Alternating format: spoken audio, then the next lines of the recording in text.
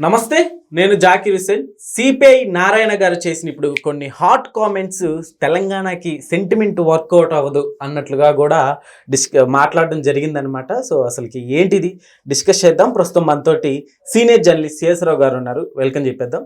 Hello sir, నమస్తే. నమస్తే. Yes, Narayana గారు నిజంగా ఏది మాట్లాడినా కానీ కొన్ని ప్రస్తుతం ఉన్నదే మాట్లాడతారు ఎక్కువగా. సో అసలుకి ఈ కామెంట్స్ని ఎలా చూడొచ్చు అంటారు?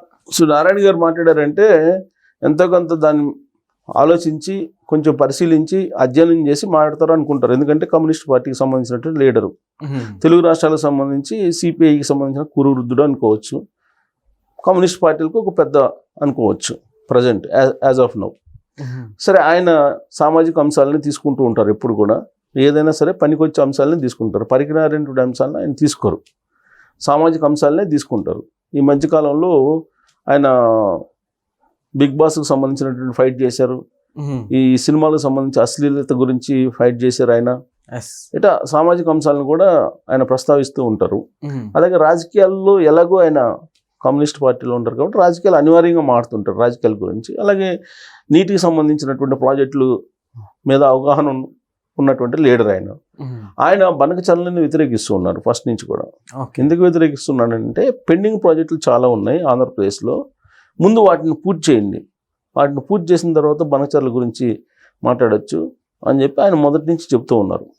అయితే బనకచర్లని పూర్తిగా వ్యతిరేకించట్లే ఆయన. ఇప్పుడు యాజ్ ఆఫ్ నౌ బనకచర్లు అవసరం లేదు, బనకచర్ల కంటే పెండింగ్ ప్రాజెక్టులు చాలా ఉన్నాయి కాబట్టి ముందు అవి పూర్తి చేయండి అని చెప్పేసి చంద్రబాబు నాయుడు గారికి సూచన చేస్తున్నారు. సూచన చేస్తూ బనకచర్లను పక్కన పెట్టండి, ఇప్పుడు ఉండేది చాలు అని చెప్పి చెబుతూ ఆయన పోలవరం గురించి కూడా మాట్లాడుతున్నారు.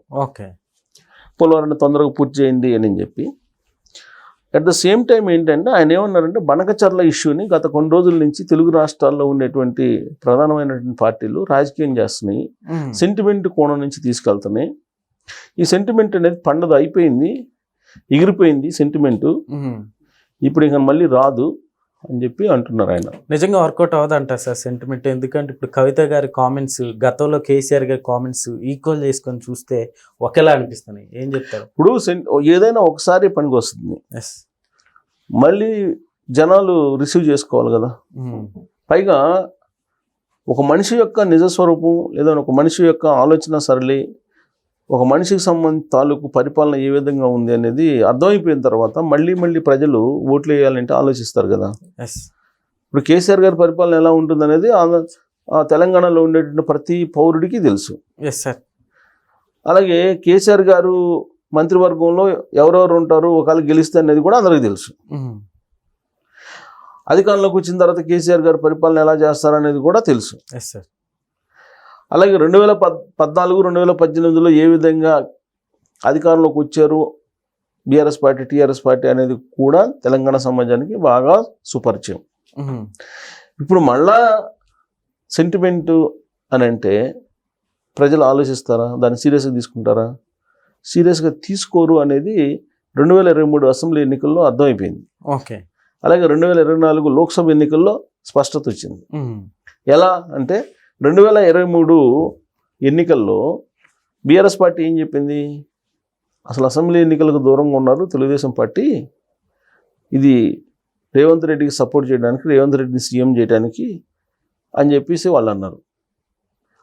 అయినప్పటికి కూడా తెలంగాణ సమాజం రేవంత్ రెడ్డిని సీఎం చేశారుగా. మరి అప్పుడు కూడా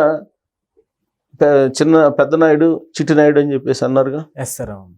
చంద్రబాబు నాయుడు గారు కాంగ్రెస్ పార్టీని గెలిపించడానికో లేదంటే చంద్రబాబు నాయుడు గారు ఇటువైపు చూస్తున్నారు, బీఆర్ఎస్ పార్టీని గెలిపించకపోతే కనుక మళ్ళీ ఆంధ్ర వాళ్ళు వస్తారని చెప్పి ప్రచారం చేశారు 2023 ఎన్నికల్లో కూడా.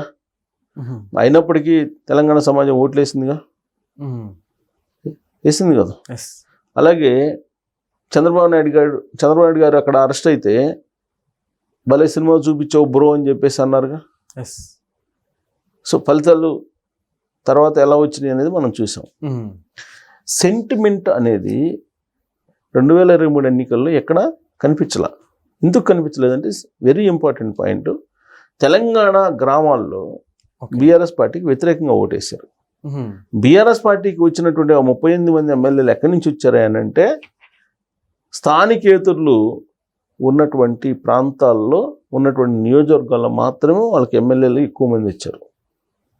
మీకు తెలంగాణ గ్రామీణ ప్రాంతానికి సంబంధించిన నియోజకవర్గాల్లో ఒక్కళ్ళు కూడా గెలవాల, దాదాపుగా గెలవాల. ఏదో ఒకళ్ళిద్దరు గెలిచి ఉంటారు బీఆర్ఎస్ పార్టీ వాళ్ళు. గ్రేటర్ హైదరాబాద్లో అలాగే స్థానికేతరులు ఎక్కువగా నివసించేటువంటి ప్రాంతాల్లో గెలిచారు 38 మంది, ఎక్కువ మంది బీఆర్ఎస్ పార్టీ వాళ్ళు.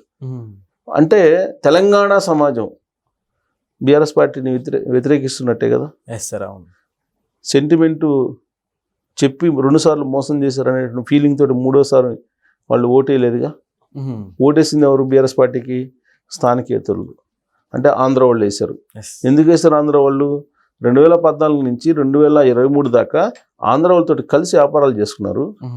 ఆంధ్ర వాళ్ళకి కాంట్రాక్టులు ఇచ్చారు. ఆంధ్ర వాళ్ళు హాస్పిటల్స్లో భాగస్వాములు అయ్యారు కొంతమంది బీఆర్ఎస్ పార్టీ ఉండేటువంటి వాళ్ళు. అలాగే ఆంధ్ర వాళ్ళు కాలేజీల్లో భాగస్వాములు అయ్యారు.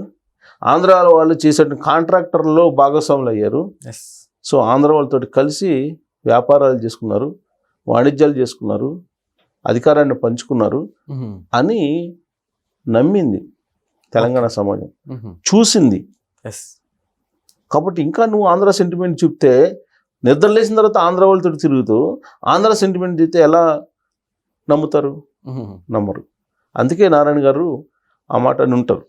ఓకే, ఆంధ్ర సెంటిమెంట్ ఎప్పుడో ఎగిరిపోయింది, ఇంకా లేదు, ఇది వర్కౌట్ కాదు. ఇక మీకు మీరు బనకచర్లను చూపించి మీరు చంద్రబాబు నాయుడు గారు వస్తున్నారు, చంద్రబాబు నాయుడు గారిని బూస్ట్గా చూపించినా కానీ వర్కౌట్ కాదు. అది ఎందుకు కాదనంటే, తెలంగాణ తీసుకొచ్చింది ఎవరు, తెలంగాణ ఇచ్చింది ఎవరు, తెలంగాణ రావడానికి సహకరించింది ఎవరు అనే దాని మీద క్లారిటీ వచ్చింది తెలంగాణ సమాజంలో. అప్పుడేంటి, ఉద్యమం ఉధృతంగా నడుస్తున్నప్పుడు ఉద్యమ నాయకుడిగా కేసీఆర్ గారికి మిగతా పార్టీల కంటే కూడా ఫాలోయింగ్ ఉంటే ఉండొచ్చు.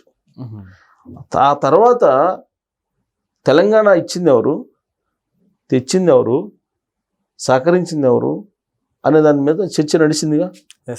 కేసీఆర్ గారి కేవలం ఆయనే తెలంగాణ తీసుకొచ్చారా? కాదుగా. కాంగ్రెస్ పార్టీ అనుకోకపోతే, కాంగ్రెస్ పార్టీ ఇవ్వాలనుకోకపోతే అసలు తెలంగాణ రాష్ట్రం వచ్చిండేది కాదు కదా. ఇది నగ్న సత్యం కదా. ఇది కాంగ్రెస్ పార్టీ వాళ్ళు చెప్తుంటారు కదా. కాంగ్రెస్ పార్టీ వాళ్ళు ఎందుకు, బీఆర్ఎస్ పార్టీ అధినేత కేసీఆర్ గారే చెప్పారు కదా. సోనియా గాంధీ దేవత, తెలంగాణ దేవత అని ఆయన అన్నారు కదా. పోయి సోనియా గాంధీ గారి కృతజ్ఞతలు కూడా ఫ్యామిలీ మొత్తం పోయి చెప్పొచ్చారు కదా. సో కాబట్టి కాంగ్రెస్ పార్టీ ఇచ్చినటువంటి పార్టీ, అంతే కదా. సహకరించినటువంటి పార్టీలు ఏవి? అన్ని పార్టీలు సహకరించాయి, ఒక పార్టీ తప్ప, సిపిఎం తప్ప. అన్ని పార్టీలు సహకరించాయి. రాష్ట్రాన్ని విడగొట్టండి, తెలంగాణ ఆత్మగౌరవం పరిగణలో తీసుకొని తెలంగాణ ప్రత్యేక రాష్ట్రం ఇవ్వండి అని చెప్పి లెటర్లు ఇచ్చారు కదా. ప్రణబ్ ముఖర్జీ కమిటీకి అందరూ లెటర్ ఇచ్చారు. అందరు ఇస్తేనే కదా వచ్చింది. ఒక మూమెంట్లో చంద్రబాబు నాయుడు గారు లెటర్ ఇస్తేనే వస్తుంది రాష్ట్రం, లేకపోతే రాదని చెప్పేసి ఇదే బీఆర్ఎస్ పార్టీ వాళ్ళు అనేక సందర్భాలు అన్నారు కదా. లెటరు ఇచ్చారు కదా. ఆయన లెటర్ ఇచ్చిన తర్వాత చంద్రబాబు నాయుడు గారు రాష్ట్రానికి అనుకూలంగా ఉన్నారు అని చెప్పి పొత్తు పెట్టుకున్నారు కదా తెలుగుదేశం పార్టీ తోటి 2009 ఎన్నికల్లో. మరి ఇన్ని చేసిన తర్వాత మళ్ళీ ఇప్పుడు చంద్రబాబు నాయుడు గారిని బూచిగా చూపించి, చంద్రబాబు నాయుడు గారిని ఆంధ్ర లీడర్ వచ్చేస్తున్నాడు, ఆంధ్ర పాలకులు వచ్చేస్తున్నారు అని చెప్పి ఇప్పుడు సెంటిమెంట్ని రేకెత్తించిన ప్రయత్నంలో భాగంగా బనకచర్ల విషయం ప్రస్తావిస్తే, ఇంకా కూడా బనకచర్ల విషయం ప్రస్తావిస్తే వింటారన్నమాట. పైగా బనకచర్ల గోదావరి ప్రాజెక్టులు కడదామని చెప్పేసి అనుకుంది ఎవరు? ఫస్ట్ జగన్మోహన్ రెడ్డి గారు, కేసీఆర్ గారు. సో కాబట్టి ఇవన్నీ ప్రజలకు తెలుసు కాబట్టి సెంటిమెంట్ అనేది ఇక వర్కౌట్ కాదు. అది ముగిసినటువంటి స్లోగన్ను, అలాగే ప్రయోగించినటువంటి అస్త్రం. వన్స్ ప్రయోగించిన తర్వాత అస్త్రం మళ్ళీ పనిచేయదు. సో కాబట్టి ఇక పనిచేయదు అని చెప్పి నారాయణ గారు చెప్తున్నారు. కాబట్టి చంద్రబాబు నాయుడు గారు కూడా బనకచర్ల గురించి ఆలోచించాలి. దానివల్ల ఆంధ్రాకు వచ్చే పెద్ద బెనిఫిట్స్ ఏమి లేవు అనేది ఆయన కూడా వాదన వినిపిస్తూ ఉన్నారు. ముందైతే పెండింగ్ ప్రాజెక్టులు కట్టిన తర్వాత బనకచర్ల దాని గురించి మాట్లాడచ్చు అని చెప్పి అంటున్నాడు ఆయన. సో కాబట్టి ఎగిరిపోయింది, ఇక సెంటిమెంట్ లేదు, ఇక మీరు సెంటిమెంట్ మాట్లాడినా వర్కౌట్ కాదు అని చెప్పి బీఆర్ఎస్ పార్టీ వాళ్ళకి చురకలు వేసాడు ఆయన. Okay sir, thank you.